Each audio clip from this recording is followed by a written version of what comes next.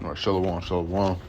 First and foremost, before we dive into this lesson, giving no honor, no glory, no praise is due to Yahweh, Bahashem, Yahweh Shai, Bahashem, Bakar Kadash, Daban's great millstone, Edo Apostle will teach him well.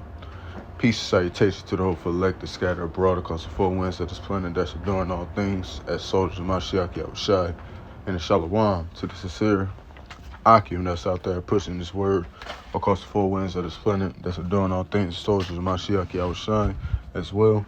And the shalom to the sincere Aquakim that's out there resting in husbands, being a pillar of rest. Keep doing so to those that may be. Okay.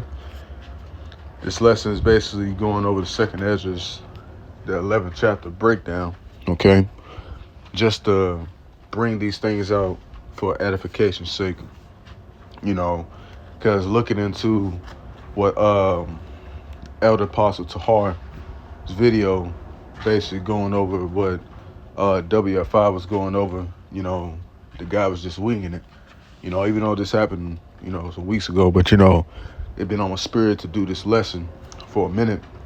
Now that I got the time to do so, you know, hey, man, you know, it was a part in there where he said that said something about the French and the bear and stuff like that, which that is not what that's talking about in this chapter.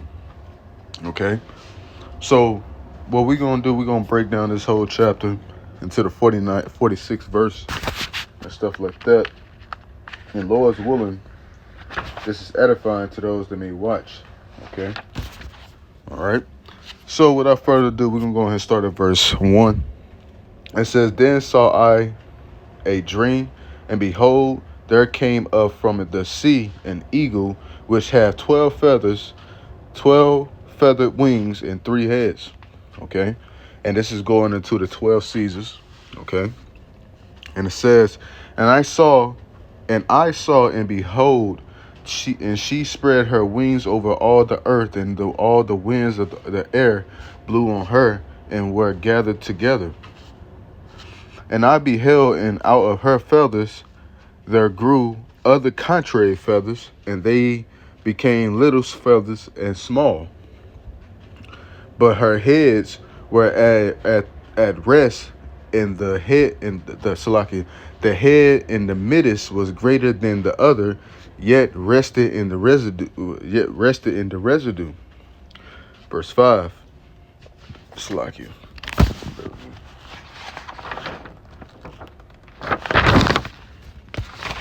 So when it says Salakia, verse 1, when it says which had 12 feather wings, okay, and 3 heads, okay, that is going into the eagle is representing the Roman Empire, okay, and it says in the 3 heads representing the first triumvirate, Salakia, triumvirate, okay, that's how you pronounce it, Salakia, okay, which consists of Julius Caesar, Crassus, and Pompey. Okay, those are the 3 heads that is spoken of right here. Okay, you know, and like I said, man, we going through this, reading this verbatim, and, you know, breaking this down to the T, so those that watch can be edified. And it says, "And I beheld, and out of her feathers there grew other contrary feathers, and they became little feathers and small feathers." Okay, verse 3, what this means when it says, you know, the feathers, talking about the feathers, okay, the feathers represents a Caesar, okay, each feather represents a Caesar, okay. Contrary feathers basically represent, like, you know, minor Caesars, you know, like the Caesars that was there, but, you know, their name wasn't real big, like the main 12 Caesars, okay. All right, continue on, reading on in verse 5, okay. It says, "Moreover I beheld, and lo, the eagle flew, the eagle flew with her feathers, and rained upon the earth, and over them that dwelt therein." Okay, now what is that going into, meaning rained upon the earth? It's talking about the part of the earth that the Roman Empire had rule over. Okay, so that's what that's going into reign upon the part of the earth. Basically, the Roman Empire, that the Romans had that region on lock. Okay, they was ruling in that land. Okay, that's why it says they flew upon the earth. Okay, all right. Continue on verse 6. It says, "And I saw that all things under heaven were subjected unto her, and no man might spake against her, no, not one creature upon earth." Okay, because the Roman Empire army was a very strong army at that time. Because when you go into the book of Daniel, okay, the book of Daniel, chapter 7, okay, that fourth beast, okay, bear with me, that fourth beast, Daniel chapter 7, in verse 7, and it says, "And after this I saw in the night visions, and behold, a fourth beast, dreadful and terrible and strong exceedingly, and it had great iron teeth. It devoured and brake in pieces and stamped the residue with the feet of it. And it was diverse from all the beasts that were before it, and it had 10 horns." Okay, now that fourth beast spoken of in the Daniel 7 chapter, which this is a breakdown within itself, because these lessons that we do, sometimes we have to revisit them, just to edify the sheep so they can know what they're watching. Okay, we'll know what they're reading. Okay, now reading this and stuff like that, when it says that great, it had dreadful and terrible and strong exceedingly, and it had great iron teeth, meaning they had a great army. Okay, a strong army, a vast army. That great teeth meaning military might, basically. Okay, that's what that's going into. Okay, that's why all the people back at that time feared the Roman Empire. Because they had a great military might. Okay, now going back into second Esdras, verse 7, and it says, "I beheld, and lo, the eagle rose upon her talents, and spake to her feathers, saying, Watch not at all at once, sleep every one in his own place, and watch by course." Now, what this means is basically when one Caesar died, another rose into the position of power to take over. Okay, that's why it says, "Watch not at all at once, sleep everyone in his own place." Meaning, hey, when one dies, another comes up. Okay, that's basically what that's going into, sleep. Okay, because sleep can mean two things in the scriptures, man. Meaning they are dead, or they just actually sleep, or they spiritually sleep. Okay, they don't understand what the hell is going on. Okay, now continue on. Verse 9, it says, but let the heads be preserved for the last." Okay, so what does this mean? Okay, basically the first Caesars, will come back in the reincarnations as Vespasian, Titus, and Domitian. Okay, those are reincarnated Caesars. Okay, that's why it says, "But let the heads be preserved for the last." Okay, because they're going to be reincarnated. Okay, but continue on. And it says, "And I beheld, lo, the voice went out of her heads, but from the midst of her body. And I numbered her contrary feathers, and behold, there were 8 of them." Okay. Salakia. "And I looked and behold, on the right side, there arose one feather and reigned over all the earth. And so it was, when it rained, the end of it came, and the place thereof appeared no more. So the next following stood up and reigned and had a great time." So that's going into, the different Caesars, one dying and one rising up into the power. Okay. Verse 14, "And it happened that when it rained, the end of it came also like as the first, so that it appeared no more. Then came there a voice and said, and unto it, and said, Here thou hast borne rule over the earth." So long this I say unto thee, before thou beginnest to appear no more. There shall none after thee attain unto thy name, attain unto thy time, neither unto the half thereof. Then arose the third and reigned as the other before, and appeared no more also. Okay, so once again, these are the Caesars, one dying, one rising up in power once again. Okay, verse 20. Then I beheld, and lo, in process of time, the feathers that follow stood up upon the right side, that they might rule also, and some of them ruled, but within a while they appeared no more. For some of them were set up, but ruled not. Okay. Verse 22, and after this I looked, and behold, the 12 feathers appeared no more, nor the 2 little feathers. Okay. The 12 feathers represented the Roman rulers. Okay. From Julius Caesar to Domitian. Okay. Continue on. Where are we at? We was at verse 23. And there was no more upon the eagle's body, but 3 heads that rested, and 6 little wings.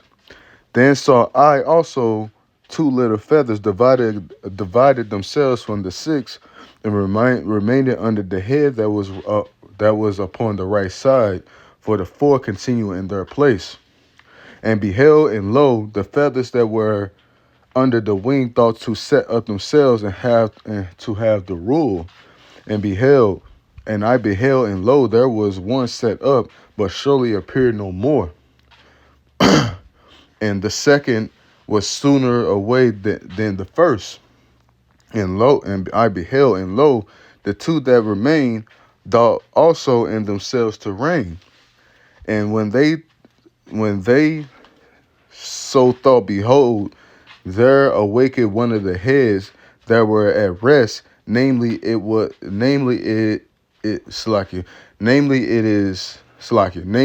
that was in the midst, for that was greater than the 2 other heads. Okay, so basically going into the reincarnation of the 3 heads that were preserved for the last. Okay, going back to verse 9, when it says, but let the heads be preserved for the last, meaning the reincarnation of the 3 Caesars, Vespasian, the 3 heads, Vespasian, Titus, and Domitian. Okay, those are the reincarnate 3 heads. Okay, all right. Continue on. And then I saw that the 2 other heads were joined with it. Okay, continue on. And when it says, but when it says, behold, the head that was turned with them that were with it, and did eat up the 2 feathers under the wing, they have reigned. And basically, it's going into that feather or that head being Vespasian. Okay. All right. And it says in verse 32, but this head put the whole earth in fear, and buried in it over all those that dwell upon the earth with much oppression, and it had the governance of the whole world more than all the wings that had been. Okay, basically much oppression. Basically, when Vespasian started to oppress the Israelites, okay, with the intent to destroy us. Okay, that's what that's going into. Bear rule all that dwell upon the earth with much oppression, because who was being afflicted and oppressed during those times? The Israelites, man. We were, man. Okay, and this is happening to this day, man. Okay, we are being oppressed. We are being trodden down. Okay, we are being made the laughing stock. Okay, all right, because these people are still in power. These Caesars are Edomites. Okay, they are still in power. Okay, they still ruling over us with much oppression. Okay, setting us low.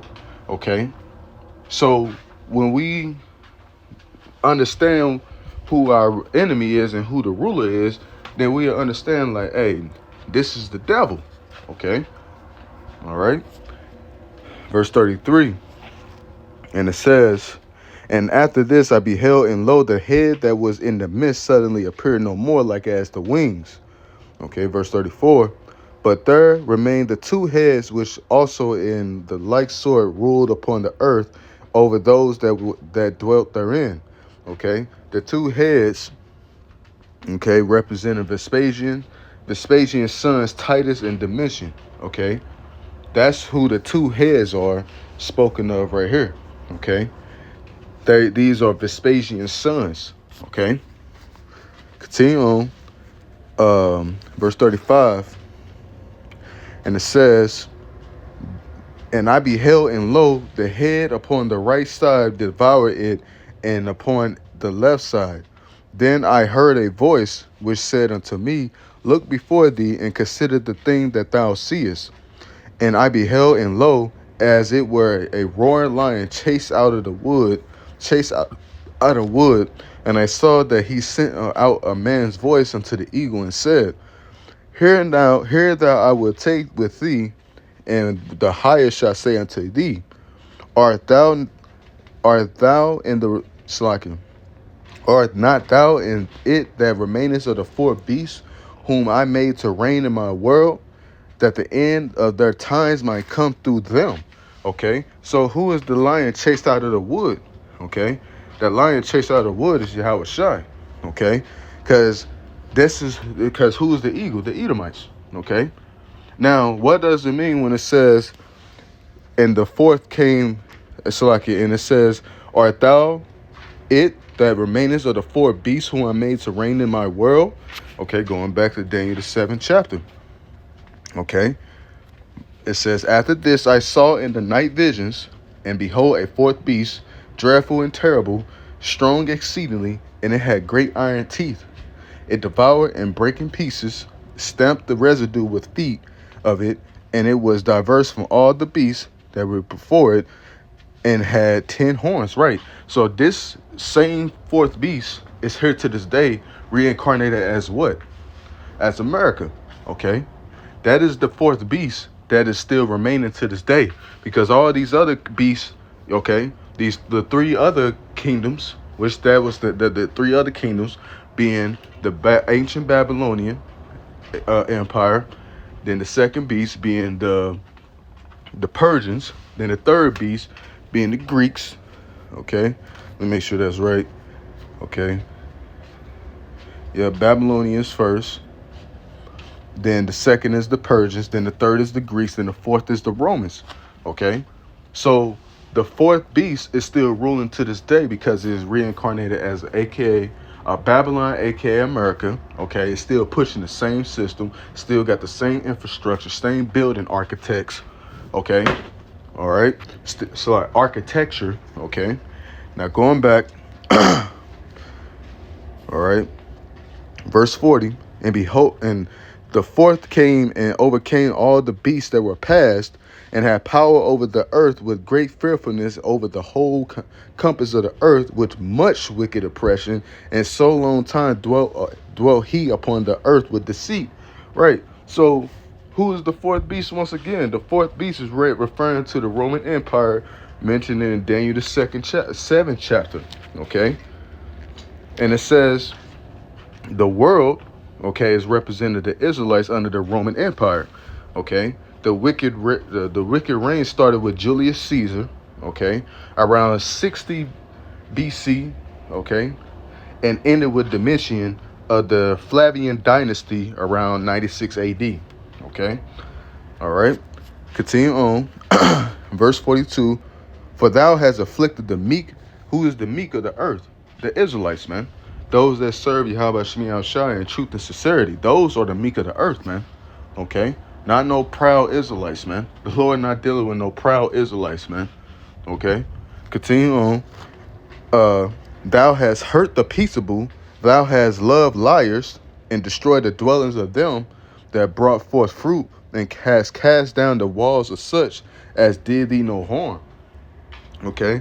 And once again, that's referring to the children of Israel. Okay. Referring to the Israelites, referring to us, man. Okay. Because we've been through this captivity, man. We went through the Roman Empire back then, and we are back in the Roman Empire till to this day. Okay, being ruled over with much wicked oppression. Okay, but hey, it's all gonna be taken down soon, man.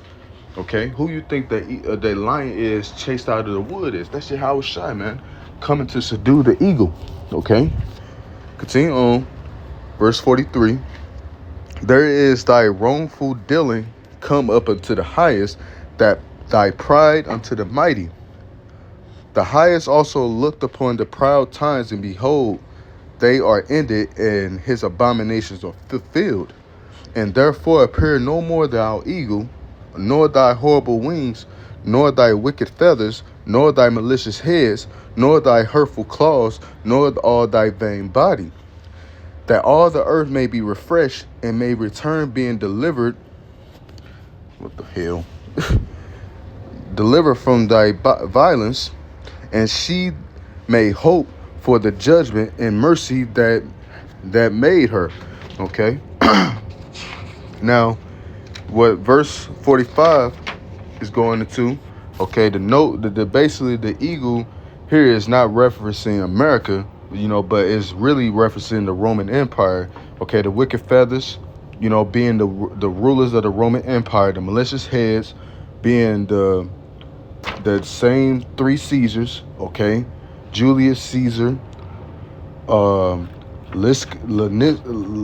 Lignus, Crassus, and Nas, and Pompey. Okay, that's basically who the wicked feathers are, man. Okay, and the hurtful claws is basically the military might. Okay, in verse 46, when it says that she is referencing Israel, man, because the Lord looks as Israel as what? As a woman. Okay, continue on. All right, we're gonna get a little bit of verse 12. Okay, we can get a little bit of verse 12. Okay, and it says, and it came to pass while the lion spake these words unto the eagle, I saw, and behold, the head that remained and the four wings appeared no more, and the two went unto it, and set themselves up to reign, and their kingdoms was small and full of uproar. And I saw, and behold, there appeared no more. The whole body of the eagle was burnt up, so that the earth was in great fear. Then I awaked out of trouble, and the trance of my mind from the great fear, and said unto my spirit. Okay, so amen. So just know this, man, that Second Esdras 11 chapters is talking when the 12 feathers is going to the 12 Roman Emperor Caesars, or 12 Caesars. Okay, we can look them up. Okay, we can look up the 12 Caesars. Bear with me. 12 Caesars. Okay, the 12 Caesars. Okay, let's get the images. Slovakia. So the 12 Caesars are Julius, Augustus, Tiberius, Caligula, Claudius, Nero, Galba, Artho, Vitellius, Vespasian, Titus, Domitian. Okay, so those are the 12 Caesars, which is spoken of in the Second Esdras, the 11th chapter, being the 12 feathers. Okay, that's what that's going into.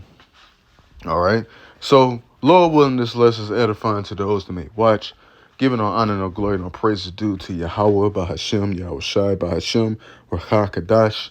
Till next time, to the next video, Shalom, Kwame Sharala, Bada Ball.